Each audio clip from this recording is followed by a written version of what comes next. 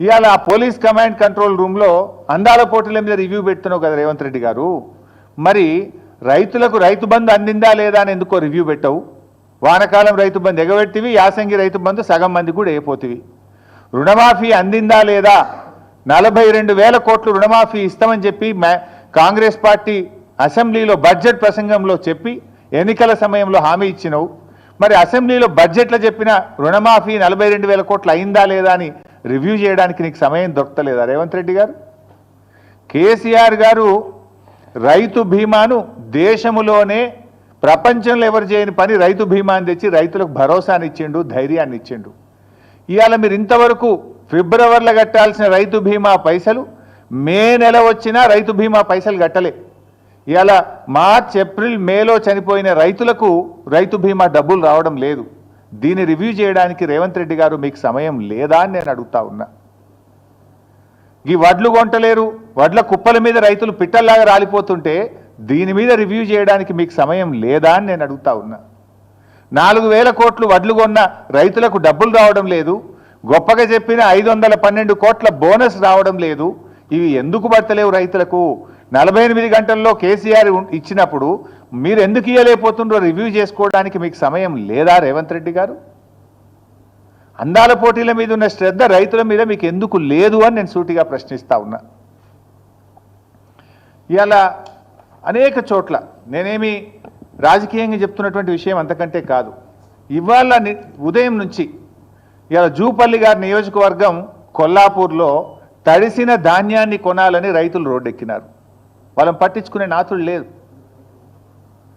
తరుగు పేరిట కిలోల కొద్ది 4 కిలోలు 5 కిలోలు తీస్తుండ్రని చెప్పి ఇవాళ కొల్లాపూర్లో వాళ్ళు ధర్నా చేసిండ్రు. నాగర్ కర్నూలు జిల్లా పెంటపల్లి మండలం జటప్రోలులో ఇవాళ తడిసిన ధాన్యాన్ని కొనండి, మొలకలెత్తుతున్నాయి అని చెప్పి రోడ్డెక్కి రైతులు ధర్నా చేసిండ్రు. జగిత్యాలలో తూకంలో 4 కిలోలు 5 కిలోలు ఎక్కువ పెడుతున్నారు, మాకు బస్తా మీద 5 కిలోలు తీస్తే క్వింటాల్కి మీద 10 కిలోలు పోతుంది అని చెప్పి జగిత్యాలలో రైతులు ఇవాళ రోడ్డెక్కి ధర్నా చేసిండ్రు. అదేవిధంగా సిరిసిల్ల జిల్లాలో తంగెలపల్లి మండలం జిల్లెల గ్రామంలో వడ్లు కొనుగోలు చేయడం లేదని సిరిసిల్ల సిద్దిపేట హైవే మీద రాస్తా రోకో చేసిండ్రు. అదేవిధంగా సన్నవడ్లు కొంటలేరు, 2 నెలల నుంచి సన్నవడ్లు అమ్ముకోవడానికి కళ్ళంలో వడ్లు కోసి ఎదురు చూస్తున్నామని చెప్పి రాస్తా రోకో చేసినారు. వనపర్తి జిల్లాలో రాత్రి భారీ వర్షం పడి సంచులన్నీ తడిచిపోయినాయి, మక్కలు తడిచిపోయినాయి, కొంటలేరు అని చెప్పి మరి వనపర్తి మార్కెట్ యార్డ్ బయట రైతులు ఇవాళ ఆందోళనకు దిగినటువంటి పరిస్థితి. మా ఈశ్వరన్న గారు నియోజకవర్గం ధర్మపురిలో రాయపట్నంలో కూడా అక్కడ వడ్లు కొనడం లేదని చెప్పి ధర్నా చేసి కంప్లైంట్ ఇస్తే అక్కడ సీఈఓ ప్రభాకర్కు నోటీసులు జారీ అయినటువంటి పరిస్థితి.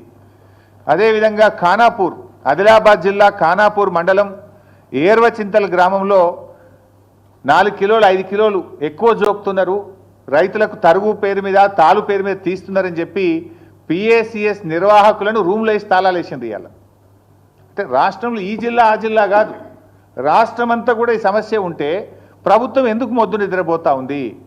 ఏదో అంటే చూడు, రోమ్ తగలబెడుతుంటే ఫీడేలు వాయించుకున్న నీరో చక్రవర్తి లాగా రైతులు చనిపోతుంటే, రైతులు ఆత్మహత్య చేసుకుంటే, రైతులు రోజుల తరబడి పడిగాపులు కాస్తుంటే, రైతులు ఎండకు ఎండి వానకు తడిచిపోతుంటే మన ముఖ్యమంత్రి రేవంత్ రెడ్డి గారు ఏదో జూబ్లీ హిల్స్ ప్యాలెస్ చక్రవర్తి గారు మాత్రం అందాల పోటీల రివ్యూలు, ఢిల్లీ ట్రిప్పుల్లో బిజీగా ఉన్నారు. ఇదా రైతుల పట్ల మీకు ప్రేమ? మీకు ఓట్లేసి మిమ్మల్ని అధికారంలోకి తెచ్చి మిమ్మల్ని నమ్మి నువ్వు ఒకటేనాడు 2 లక్షల పైన రుణమాఫీ చేస్తా అని, 15,000 రైతు బంధు ఇస్తా అని, అన్ని పంటలకు బోనస్ ఇస్తా అని, పంటల బీమా తెస్తా అని ఒక్కటన్నా వరంగల్ డిక్లరేషన్లోని ఒక్కటన్నా నువ్వు అమలు చేసినవా రేవంత్ రెడ్డి అని నేను అడుగుతా ఉన్నా. రాహుల్ గాంధీ ఆయనే వచ్చి ఆ డిక్లరేషన్ను వరంగల్లో విడుదల చేసిండు. ఆయన అడగడు, ఈయన అమలు చేయడు. రాహుల్ గాంధీ కూడా బాధ్యత ఉంటుంది కదా, అడగాల్సిన బాధ్యత నీ చేతిలో. రాహుల్ గాంధీ క్రెడిబిలిటీ ఏముంటుంది? రేపు రాహుల్ గాంధీ రేపు వచ్చి ఉపన్యాసం చెప్తాడు, వింటాడా?